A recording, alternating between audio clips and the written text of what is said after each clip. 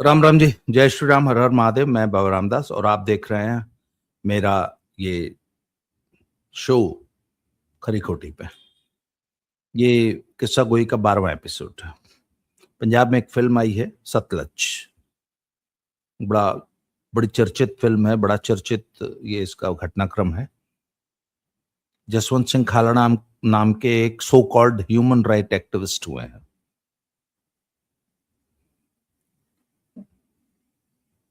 उन पे फिल्म बनी है। 3 साल सेंसर में अटकी रही, फिर रिलीज हुई तो ओटीटी पे हुई, ZEE5 पे 2 दिन बाद उतार ली गई। उसकी बड़ी आलोचना हो रही है। Jaswant Singh Khalra, so called human right activist.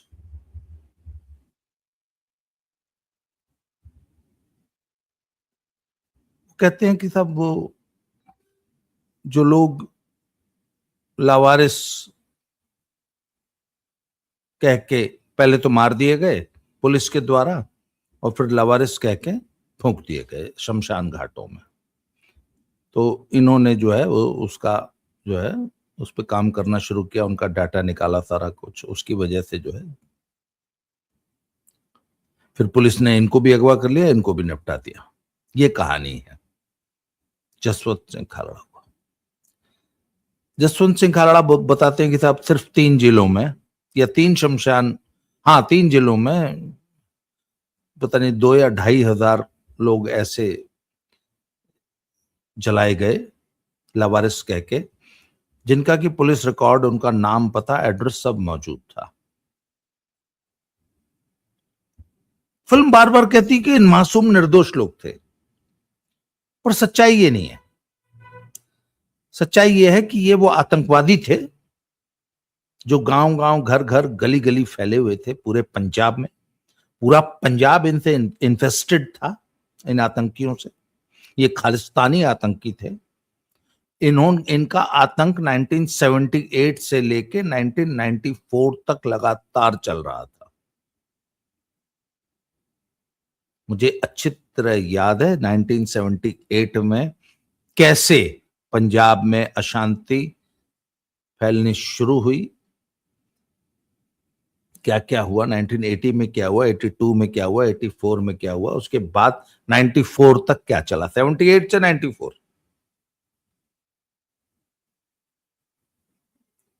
हालात ये थे कि पंजाब में लाखों लोग खालिस्तानी आतंकी का चोला पहन के लूटपाट मचा रखी थी। शुरुआत हुई थी, बहुत थोड़े से लोग थे। हिंदुओं को बसों से उतार उतार के मारना शुरू किया। पूरा इतिहास है। 1980, 81, 82, 83, 84 में क्या हुआ सारी दुनिया जानती है। वहां से शुरुआत हुई खाड़कू। इन्होंने कहा कि नहीं हम, अच्छा, पंजाब केसरी अखबार से इनका झगड़ा क्या था? पंजाब केसरी इनको आतंकवादी लिखता था, पंजाब केसरी इनका विरोध करता था। ये कहते थे हमको आतंकवादी नहीं खाड़कू लिखो, हमारे बारे में गलत लिखना बंद करो, हमको फ्रीडम फाइटर बताओ, हमको ये बताओ। वो कहता नहीं तुम आतंकवादी हो, आतंकी हो, यू आर टेररिस्ट। यही झगड़ा था। खैर साहब, जब लाला जगत नारायण का मर्डर हुआ, उसके बाद उनके बेटे का मर्डर हुआ, अखबार ने घुटने टेक दिए। सभी पंजाब केसरी ने सबसे अंत में टेके, पंजाबी वालों ने तो सबसे पहले दिन ही टेक दिए थे। उन्होंने इनको खाड़कू लिखना शुरू कर दिया था। पंजाब में पहले थोड़े से खाड़कू थे, उनका इतना टेरर था, इतना टेरर था कि पंजाब पुलिस तो छोड़ो, जुडिशरी ने उनके मुकदमे सुनने बंद कर दिए थे। अगर कोई टेररिस्ट पकड़ा जाता था ना, तो आखिर जब पुलिस पकड़ती है किसी टेररिस्ट को तो कहां लेके जाती है? कोर्ट में लेके जाती है ना। कोर्ट उसको या तो जमानत दे देगी, नहीं तो जेल भेज देगी ना। जज साहब के पास किसी टेररिस्ट को पेश किया जाता था, जज साहब हाथ जोड़ देते थे, जी साढ़े बसना नहीं हैगा, हमने इस पे नहीं, हमने ये केस सुनना ही नहीं है, कर लो क्या करोगे। पुलिस आप बताइए। पुलिस ने 10 आतंकी पकड़े, जज के सामने पेश किए, जज ने बोला हम नहीं सुनते। क्या करेगी पुलिस? क्या करे पुलिस? इसका मतलब पूरा कॉन्स्टिट्यूशनल फेलियर हो गया था ना, पूरा कोलैप्स कर गया था पंजाब में सिस्टम। ये सच्चाई है कि नहीं है पता लगा लीजिए। आतंकियों का इतनी दहशत थी उस वक्त। मैं खुद उस वक्त से मैं पंजाब में रहता हूं। 1980 में अंबाला में रहते थे, नहीं 1982 में, और 84 में तो पंजाब आ गए थे। तो ये हालत थी आतंकवाद की। तो जब इनका इतना टेरर हो गया, तो मान लीजिए थोड़े से तो खाड़कू थे, आतंकवादी थे, उस गैंग में, उस ग्रुप में पूरे पंजाब में हजारों हजारों हजारों लोग नकली टेररिस्ट बन गए, और उन्होंने लूट पाट, एक्सटॉर्शन, किडनैपिंग, रैंसम वसूली, बैंक डकैती, चोरी, ये धंधे शुरू कर दिए थे। और इनकी संख्या कितनी हो गई थी? लाखों। जो ओरिजिनल खाड़कू थे वो तो थोड़े से थे, बहुत रहे होंगे तो 2-4-5 हजार रहे होंगे, पर ये जो चोर, डकैत, लुटेरे, क्रिमिनल्स, जो खाड़कू बन के पूरे पंजाब में जिन्होंने लूट मचा रखी थी, इनकी संख्या थी 1 लाख।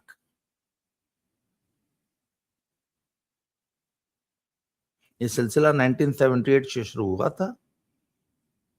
उसके बाद क्या क्या हुआ, इंदिरा गांधी मरी, 84 का दिल्ली में नरसंहार हुआ सिखों का, उसके बाद क्या कुछ होते होते होते होते होते सन आ गया जी 94। अच्छा, मजे की बात,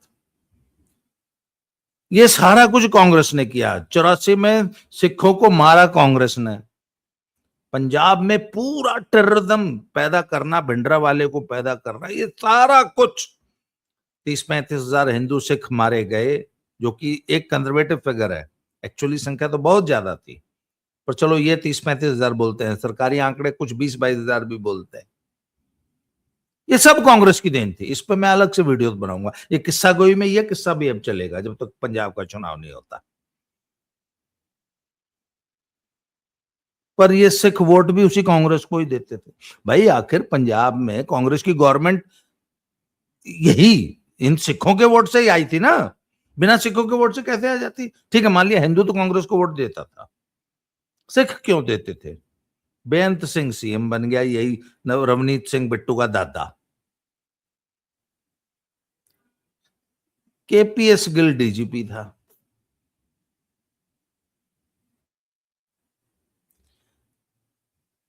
बेअंत सिंह ने केपीएस गिल को फ्री हैंड दिया, इनका सफाया करो, उन्मूलन। जब लाखों हैं, लाखों पूरे पंजाब में, और आतंकवाद 16 साल से चल रहा था, पंजाब पुलिस को एक टास्क दिया गया कि इनका सफाया करो।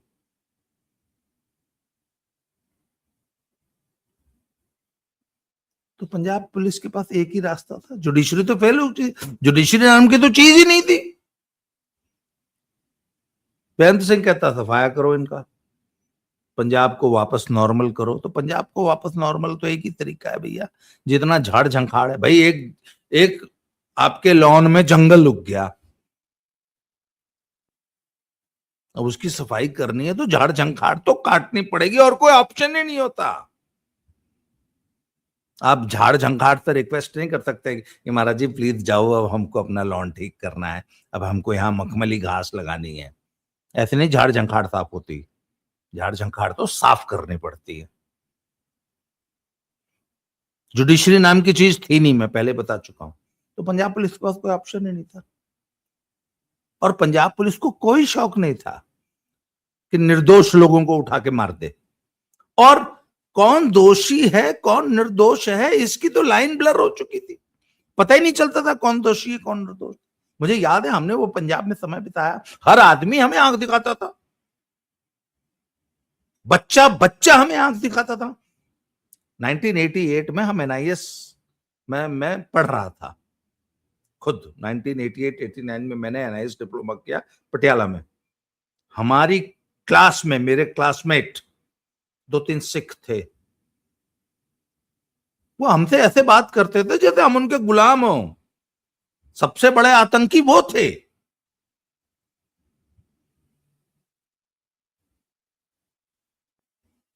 उस वक्त पटियाले में कम से कम 350 के आसपास जो है एनआईएस ट्रेनीज हुआ करते थे, उसमें 100 से ज्यादा सिख होते थे। वो दिन मुझे अच्छी तरह याद है। उनकी बातचीत सरेआम बोलते थे, हाँ खालिस्तान लेंगे साले, तुमको भगाएंगे, सरेआम हमारे मुंह पे बोलते थे।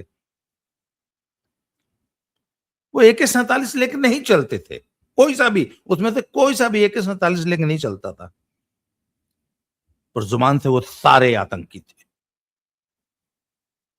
सारे खालिस्तानी टेररिस्ट थे। जुबान से, सोच से, आइडियोलॉजी से समर्थक थे।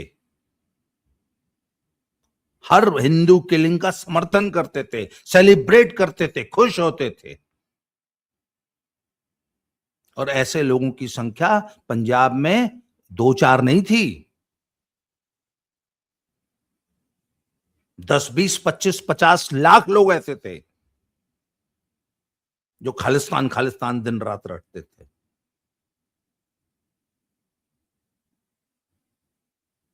बच्चा बच्चा टेररिज्म को सपोर्ट करता था, खालिस्तान को सपोर्ट करता था। ऐसे में पुलिस के सामने एक टास्क था।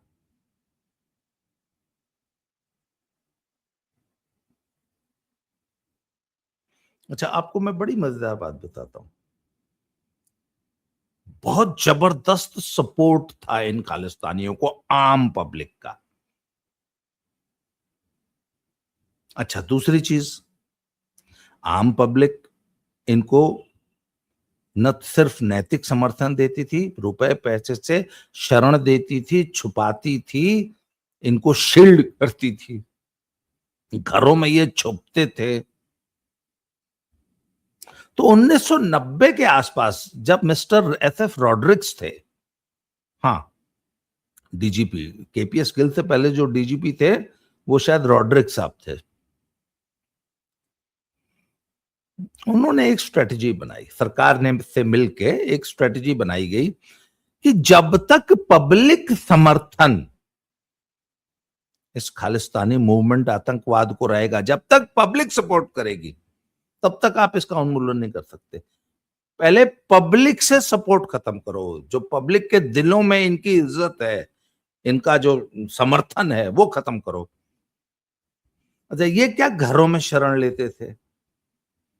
तो भाई जब आप बताओ ना, अच्छा ये पता ही नहीं चलता था कि कौन चोर डाकू लुटेरा है और कौन सचमुच खालिस्तानी आइडियालॉग जो है, ये तो ब्लर हो चुकी थी। सारे चोर, अच्छा लोगों ने देखा यार बड़ा अच्छा मौका है पैसा कमाने का, लूट खसोट कुछ भी करो, पुलिस नाम की चीज नहीं है, जुडिशरी नाम की चीज नहीं है, दुनिया डरती है, पैसे मांगो तुरंत मिल जाते हैं। किसी को राह चलते किसी को भी किडनैप करके कहीं छुपा लो, तीसरे चौथे दिन उस जमाने में 1 लाख 2 लाख 5 लाख रुपए मिल जाते थे। उस जमाने में लाख रुपया बहुत बड़ी रकम थी। कितनी बड़ी रकम थी भाई, ये सोच लो ना कि उस जमाने में एक आम अफसर की तनख्वाह 1,000-1,500 रुपए होती थी। तो अगर आप किसी व्यापारी से लाख रुपया वसूल लो, मतलब आज का तो 1 करोड़ रुपया हो गया ना, 70-80 महीने की तनख्वाह हो गई। तो कोई भी किसी को किडनैप करके लाख रुपया वसूल लेता था, यह हालत हो चुकी थी। इसलिए हर आदमी आतंकी बना फिर रहा था। पुलिस करेगा तो क्या करे, सरकार करे तो क्या करे। अब आप सोच लो ना कि आपके गांव में 10, 20, 25 आतंकी बने फिर रहे हैं, आपके शहर में करीब 5-10 हजार आतंकी हैं, क्या करोगे? ये स्थिति थी पंजाब की। और आम पब्लिक जो जो समर्थक थे, ज्यादातर सिख, हिंदू तो कोई समर्थन करेगा नहीं इसका। वो उनको आओ जी, वाह जी, संत जी, अपने घरों में मलाई खिलाते थे, मुर्गे खिलाते थे, दारू पिलाते थे, शरण देते थे। आओ जी सज्जी सदके जी आया नू, आइए, आप तो धर्म के रक्षक हैं, आइए। तो जब इतना सब चल रहा था तो एक आध इंसिडेंट कोई ऐसा हो गया कि किसी ने गांव घर की, जिस घर में शरण ले रखी थी, अच्छा कोई एक दिन की शरण थोड़ी ना होती थी, महीनों महीनों साल साल पड़े रहते थे घरों में लोगों के, और लोग श्रद्धा पूर्वक पूरा गांव सेवा करता था। तो उसी में पता लगा कि बहू बेटी से किसी से संबंध बन गए, किसी आतंकी। बहुतों ने तो शादियां की, बहुत कुछ हुआ, और स्वाभाविक है, नेचुरल है, होता है। गवर्नमेंट ने इस कमजोर कड़ी को पकड़ा और प्रचार करना शुरू किया कि ये तो जी जो आतंकी हैं, ये तो लोगों के घरों में आते हैं, पहले दारू पीते हैं, फिर मुर्गा खाते हैं, और रात को इनको लड़की भी चाहिए होती है। अब इसका प्रचार होना शुरू हुआ, अखबारों में छपना शुरू हुआ। तो जो समझदार, जो टॉप लीडरशिप थी, उसको समझ में आया कि ये क्या हो रहा है,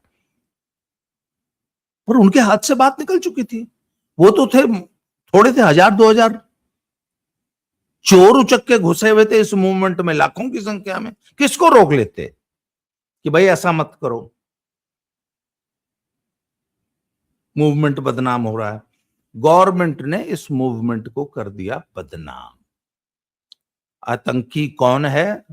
जो आपके घर में आता है, दारू, आपकी दारू पीता है, आपका मुर्गा खाता है रात को, और फिर आपकी ही बहू बेटी पे गलत निगाह भी रखता है। आपको you have to serve your daughter too, आपकी बहू भी आपको परोसनी है। ये प्रचार होने लग गया और बहुत तेजी से हुआ। तो अच्छा, गांव में तो सबको पता होता था कि फलाने के घर आतंकी आते हैं, फलाने के घर आतंकी रुकते हैं महीना महीना, गांव में तो सबको पता होता है। तो चर्चा होने लगी कि अच्छा अच्छा, इसके घर आतंकी आते हैं, इसके, अच्छा फलाना आतंकी आता है, नाम भी पता होते थे सबको। अच्छा अच्छा, बहू बेटी भी, अच्छा। अब गांव में चर्चा होने लगी तो बेइज्जती होने लगी। तो अब लोगों ने मना करना शुरू किया कि नहीं भाई, हुन तुसी नहीं आना। अच्छा, क्यों नहीं आना? असी खाट क्यों आ? दो चार ने ठोक भी दिया, अच्छा साले नहीं घुसने देगा, अब नहीं खिलाएगा मुर्गा। ये सब भी होने लग गया। तो पब्लिक में गुस्सा होने लग गया। गवर्नमेंट इस चीज को एक्सप्लॉइट कर रही थी। अखबार, मुझे याद है 90 के आसपास खूब लिखा जाता था, एक लहर चल पड़ी, अखबारों में रोज 8-10 खबरें होती थी। आज फलाने गांव में आतंकी घुस गए, फलाने घर की बहू बेटी को पकड़ लिया, फिर गांव वालों ने पीट के भगाया, ऐसी खबरें रोज छपने लगी। उसके बाद ये खबर लगी कि फलाना गांव में आतंकी बन के लुटेरे घुस आए, आतंकी बन के एक्सटॉर्शन हो रहा था, आतंकियों ने लुटेरों ने किडनैप कर लिया आतंकी बन के, लुटेरे रैंसम मांग रहे हैं। ये तो खूब छपने लग गया, मूवमेंट बदनाम होने लग गया, लोग आतंकियों के नाम से चढ़ने लग गए, जो कल तक पूजा करते थे वो गरियाने लग गए। जब साल 2 साल ये सिलसिला खूब चल गया, लोगों ने, अच्छा गवर्नमेंट ने देख लिया कि अब पब्लिक इनको पीटने के लिए तैयार बैठी है। अब इनको, अच्छा इनको क्या हुआ, लोगों को शरण मिलनी बंद हो गई। अच्छा एक आध हो तो बात समझ में आए, जब लाखों हैं कहां छुपोगे? लोगों ने अपने घर घुसाना बंद कर दिया। तो गवर्नमेंट ने एनकरेज किया कि अगर आपको अपने गांव में आतंकी की मूवमेंट अगर हो तो तुरंत पुलिस को सूचित कीजिए। अच्छा 88 के आसपास क्या हुआ था, 84 में राजीव गांधी प्राइम मिनिस्टर बना था, और आपको याद होगा 88 के आसपास, यस 88, 89, 90 के आसपास देश में टेलीफोन क्रांति शुरू हुई, जगह जगह पीसीओ खुल गए थे, आपको याद हो तो 89, 90 में। और telephone was freely and easily available. उससे पहले तो 10 साल की वेटिंग होती थी। तो घर गांव गांव पीसीओ खुल गए थे। तो पुलिस ने कहा, नंबर इशू कर दिए कि अगर आपको अपने गांव में आतंकियों की कोई मूवमेंट दिखाई दे तो हमें सूचित करो। अब पुलिस के पास दनादन सूचना आने लगी, सब यहां आतंकी वहां। अब पुलिस कहां कहां जाएगी? तो पुलिस ने कहा कि मारो सालों को, तुम ही मारो, हम तो 1 घंटे बाद आएंगे, पकड़ लो साले को, मारो। गांव वालों ने यह भी काम शुरू कर दिया। अगले दिन अखबार में कि फलाने गांव ने फलाने उसमें इतने आतंकी पकड़ लिए, पीट पीट के मार डाला या पीट के पुलिस थाने में बंद करा दिया। तो जो समाज इन आतंकियों को शरण देता था, अब वो इनको दौड़ा, एक तो घरों में घुसाना बंद कर दिया, शरण मिलनी बंद हो गई, छुपने की जगह नहीं बची, और अब पब्लिक दौड़ा के पीटने लग गई, पुलिस में भर्ती कराने लग गई। पुलिस पकड़ के या तो पीट देते थे, भगा देते थे, नहीं तो पुलिस को सौंप देते थे। पर डर अभी भी था, डर से रातों रात थोड़ी दिन चला जाता है। तो पुलिस ने एक नई स्ट्रेटजी, अच्छा ये मैं साहब आपको फर्स्ट हैंड एक्सपीरियंस बता रहा हूं, मेरे साथ के कम से कम 100 हमारे खिलाड़ी पुलिस में थे, वो सारे किस्से बताया करते थे, वो खुद ये काम करते थे, पुलिस में थे ना। तो पुलिस ने एक नई स्ट्रेटजी बनाई,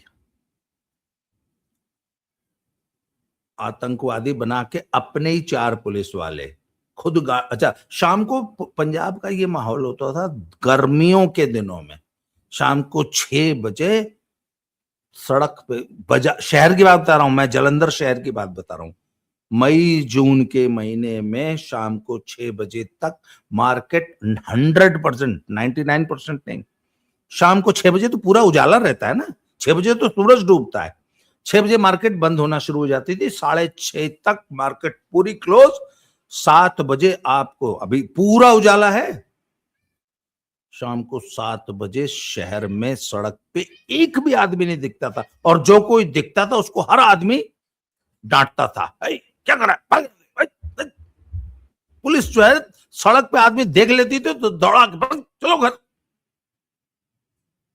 मेरे अपने फर्स्ट हैंड एक्सपीरियंस से कहते हैं, हमको पुलिस ने जो है सड़कों से उठा के दिन दहाड़े सड़क से अपने घर छोड़ के आई थी, क्या कर रहे हो, दिन में 2 बजे। मैं बताता हूं वो पूरा किस्सा, ये किस्सा कोई बहुत लंबी चलने वाली है। तो शाम को, अच्छा गांव में भी, मैं ये शहर की बात बता रहा हूं, गांव के आप सोच लीजिए, शाम को 6 बजे पूरे पंजाब में अघोषित कर्फ्यू लग जाता था। तो जैसे ही थोड़ा सा अंधेरा हुआ, अब सड़क पे तो दूर दूर तक सन्नाटा, सिवाय पुलिस की जीप और पुलिस के सायरन के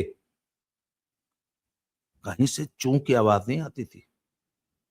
ऐसे में पुलिस की एक गाड़ी आई, उन्होंने 4 आदमी गांव में छोड़ दिए, वो जो कि उनके आदमी है, they are policeman in civil clothes. और फिर कहीं से आवाज आई, खाड़कू आए, आतंकी आए, मारो मारो मारो मारो। गांव के लोग निकले, गांव में सबके पास हथियार हो गए थे, लाठी बल्लम गणसा हथियार लेके निकले, और ये तो पहले से इनकी रेस्क्यू पार्टी पहले से तैयार रहती थी, इन्होंने थोड़ी सी मूवमेंट की और भाग के पुलिस की गाड़ी में बैठे, पुलिस उनको लेके गई। अगले दिन पूरे शहर गांव में हल्ला क्या हुआ, राती खाड़कू आए, ऐसी ऐसी दौड़ा ले, पैंचत भज गए बजाते। अगले दिन अखबारों में फलाने गांव में खाड़कू आए थे, गांव वालों ने दौड़ा दिया। अब रोज ऐसी 10-20 खबरें, सब हर गांव के हर आदमी को हौसला हो गया। गवर्नमेंट ने और पुलिस ने गांव वालों को यह भरोसा दिया कि इन खाड़कुओं से डरने की जरूरत नहीं है, साले बहुत डरपोक होते हैं, इनसे डरने की जरूरत नहीं है। ये सब कब हुआ, 90 से लेके 94 के बीच में। 90s में सबसे पहले आंदोलन को बदनाम करना कि ये तुम्हारे घर आएंगे, दारू भी पिएंगे, मुर्गा भी खाएंगे, और तुम्हारी बहू बेटी भी गलत नजर रखेंगे, ये हुआ 1991 में। 92 में इनको शरण देनी बंद करो, छुपने की जगह न मिली।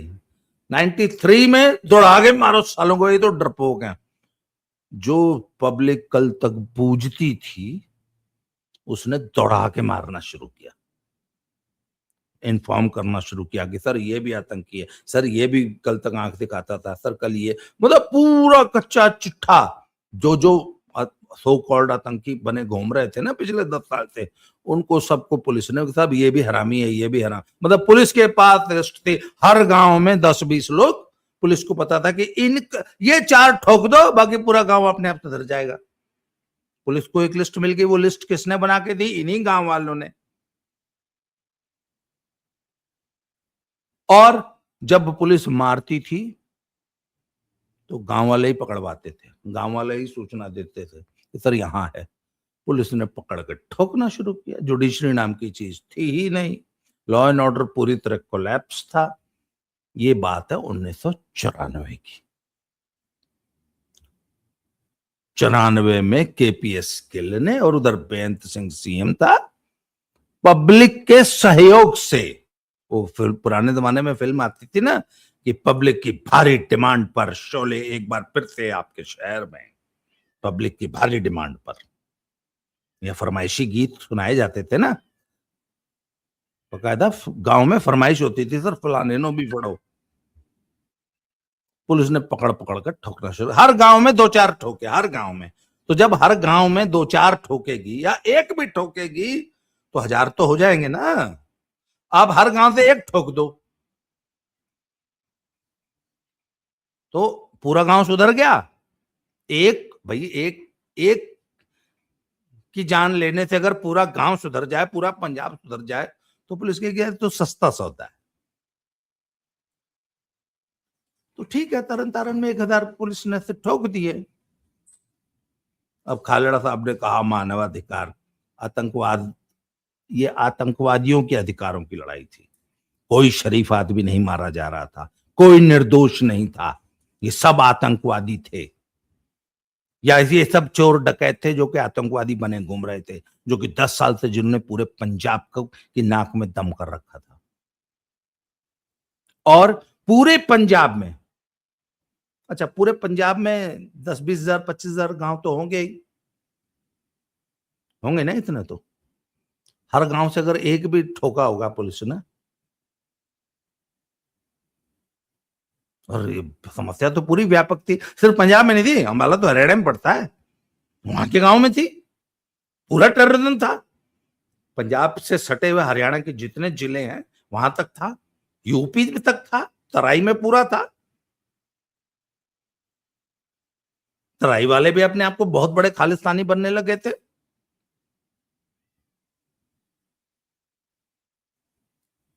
तो हर गांव में अगर एक भी ठोका होगा तो हो गई होगी 20-25 हजार की संख्या।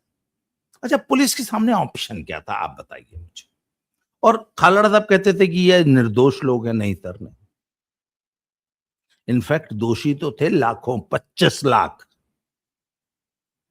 पुलिस ने तो सिर्फ 2-4 हजार निपटाए। इनफैक्ट जो दोषी थे वो थे कम से कम 25 लाख, जो जो अपने आप को बड़े तुर्रम सुरमा बने फिर रहे थे 10 साल तक। और बहुत बड़े बड़े टेररिस्ट आज सफेद पोश बन के समाज में बड़े तगड़े बिजनेसमैन बने घूम रहे हैं। आप जाइए किसी भी शहर, किसी भी गांव में बात करिए कि उस जमाने का कौन था एक नंबर का छटा हुआ बदमाश आतंकवादी, जो आज बहुत इज्जतदार बिजनेसमैन है, तगड़े तगड़े बिजनेस, होटल और क्या क्या खोल के आलीशान कोठियों में रहते हैं, उस जमाने के सो कॉल्ड, जो कि जैसे ही मौका मिला तुरंत सफेद पोश हो गए। ना जी ना, हम तो लॉ अबाइडिंग सिटीजन है, हम नहीं है।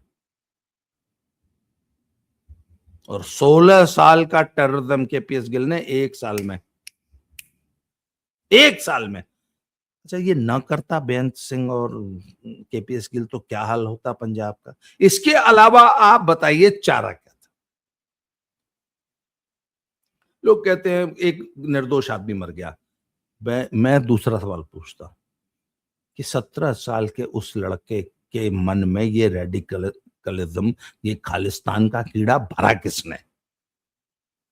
उसने इन बच्चों को किसने आतंकी बनाया? भिंडरावाले की जहर उगलती स्पीचेस के ऑडियो कैसेट्स पंजाब की गली गली में बिकते थे, सरेआम लोग बसों में सुनाए, बस चली जा रही है, मुझे याद है मैंने उस बस में यात्रा कर रखी है जिसमें भिंडरावाले के वीडियो ऑडियो चला करते थे, पंजाबी गाने खाड़कुओं का महिमा मंडन करते हुए। तो आखिर लाखों बच्चों को किसने रेडिकलाइज किया था? किसने खालिस्तानी बनाया था? उनका भी कभी आपने हिसाब किया है?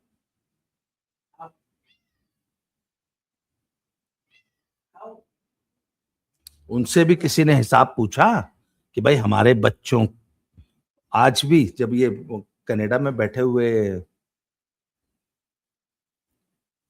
करते हैं ना खालिस्तान खालिस्तान, तो पंजाब के समझदार लोग कहते हैं, गालियां देते हैं कि साले तुम खुद तो कनाडा में बैठे हो, यहां तुम्हें खालिस्तान चाहिए, यहां तुम खालिस्तान मूवमेंट शुरू कर रहे हो, तुम्हारे बच्चे तो कनाडा और अमेरिका में बैठे हैं, साले हमारे बच्चे मरवाओगे तुम। तब भी हमारे ही बच्चे मरे थे, वो पंजाबी बच्चे थे, इन्हीं सिखों के बच्चे थे। हिंदुओं के तो चलो 20-25 हजार जो हमारी जो शहादतें हुई वो तो अलग बात है, उनकी तो कोई गिनती ही नहीं है। आज तक हिंदुओं कितने हिंदू मरे इस पूरे पीरियड में, किसी ने सवाल पूछा?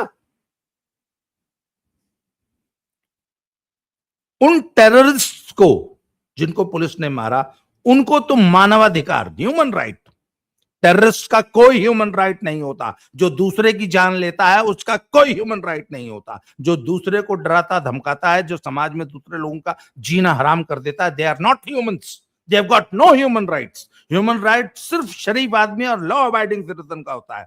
किसी चोर उचक्के बदमाश गुंडे कतली का कोई ह्यूमन राइट नहीं होता। उसके साथ वही व्यवहार करना चाहिए वो जो दूसरों के साथ करता है।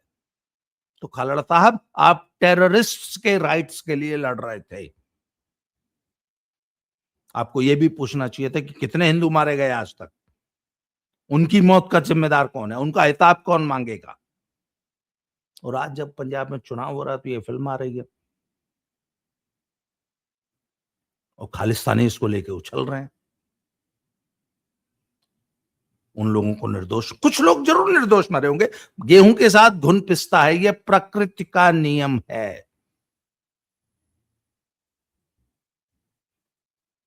पर जब आप अति करोगे तो सरकार को, पुलिस को, प्रशासन को थोड़ी सख्ती करनी पड़ेगी। और ये वाकई थोड़ी ही सख्ती थी। मैंने बोला एक्चुअल नंबर तो 25 लाख था।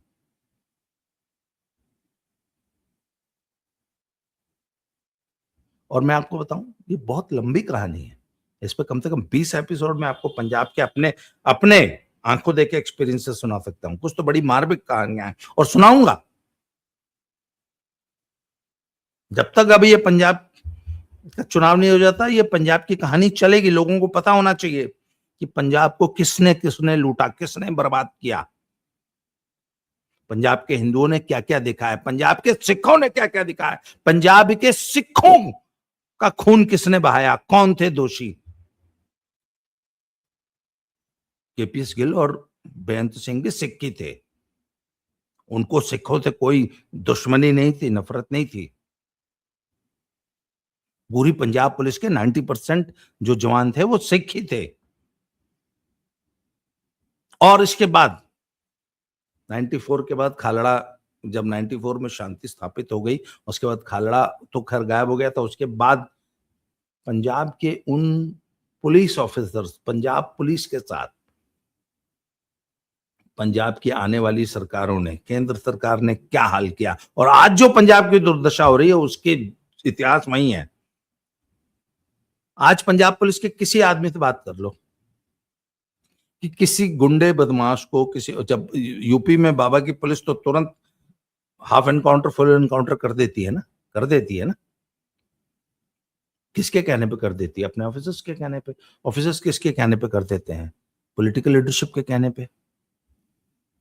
पंजाब में किसी से करा ले, पंजाब का सीएम बोल दे ए फलाने का एनकाउंटर कर दो, कहता चलना, हम क्यों करें, हमने किए थे। तब तुमने हमारा हाल, जब हमने 94 में तुम्हारे कहने पे वो एनकाउंटर्स किए थे, उसके बाद तुमने, हमने उन्हें भेड़ियों के सामने छोड़ दिया। क्या हाल किया उन लोगों ने पंजाब पुलिस के लोगों का? हजारों पुलिस वाले आज जेलें काट रहे हैं मर्डर के केसेस में, उनके ऊपर मर्डर के केस लाद दिए। किसने लाद दिया? इसी गवर्नमेंट ने। तो कहता है अब हम क्यों करें भैया तुम्हारे लिए एनकाउंटर, तुम अपना देख लो, आज पंजाब में करा लो। पंजाब की पुलिस आज किसी को थप्पड़ भी नहीं मारती। बोले हम क्यों मारे, हम तो जी नियम कानून से चलेंगे, हम तुम्हारे लिए हम क्यों कानून हाथ में ले। हम तो नियम कैसे चलेंगे, हम नहीं मारते किसी को थप्पड़, नो नो नो, हम तो पर्चा बना देंगे, जेल भेज देंगे, नो। हम बिल्कुल रूल बुक से 1 इंच इधर उधर नहीं जाती पंजाब पुलिस। क्यों? पंजाब पुलिस दूध की जली हुई है। 94 के बाद पंजाब पुलिस के साथ इन लोगों ने क्या किया, इसके किस्से सुनाऊंगा, आपके रोंगटे खड़े हो जाएंगे। उनकी कोई पर्सनल दुश्मनी किसी से नहीं थी, वो तो पंजाब को ही बचाने का काम कर रहे थे। अभी मैंने एक वीडियो देखी है, एक फोटो देखी है, उसमें बेअंत सिंह और केपीएस गिल का नाम है कि अगर ये दोनों नहीं होते ना तो आज पंजाब पंजाब ही नहीं होता। अगर बेअंत सिंह और केपीएस गिल नहीं होते तो आज पंजाब, आज आपको जो पंजाब दिखाई दे रहा है ये नहीं होता। ये हालत थी पंजाब की। किसी ने पूछा पंजाब की हालत किसने बनाई? तो साहब ये ऐसे ही चलती रहेगी। किस्सा हुई आज के तो सतलुज फिल्म, उसको जो बोल रहे हैं ना निर्दोष लोगों के मानवाधिकार, no, they were all terrorists, और टेररिस्टों के अधिकारों के लिए लड़ने वाली फिल्म है। आज के लिए इस वीडियो को यहीं समाप्त करते हैं, दोबारा मिलते हैं किस्सा गोई में शाम रात को 9 बजे, अब सुबह 9 बजे वाला लाइव, रात को 9, 2 लाइव करते हैं आजकल, दोनों पे जुड़िए, चैनल को लाइक कीजिए, शेयर कीजिए, सब्सक्राइब कीजिए। बहुत बहुत धन्यवाद। जय श्री राम, हर हर महादेव।